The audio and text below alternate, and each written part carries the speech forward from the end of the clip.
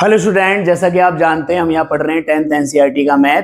और आज हमारी एक्सरसाइज चलने वाली है एक्सरसाइज 2.1 चैप्टर 2 की।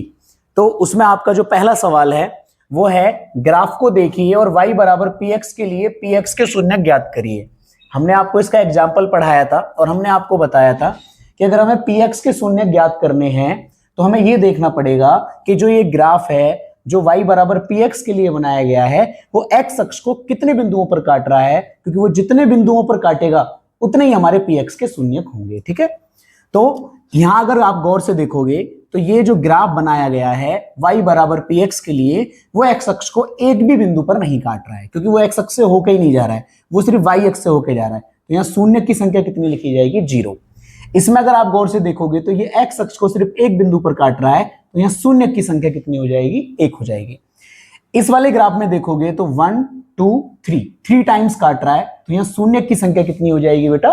3 हो जाएगी। ठीक है, क्योंकि जितने बिंदुओं पर भी काटेगा x अक्ष को उतने ही हमारे px के शून्य होंगे। ठीक है, अगर py के पूछेगा तो y अक्ष को कितने बिंदुओं पर काटेगा वो py के शून्य होंगे। अभी हमसे कौन सा पूछा है? px। तो इस वाले में देखेंगे एक इस पॉइंट पे काट रहा है और एक इस पॉइंट पे काट रहा है, तो कितने हो गए? 2 हो गए। इस वाले में देखिए एक इस पॉइंट पे काट रहा है, 1 2 3 4, तो यहां कितने हो गए? 4 हो गए।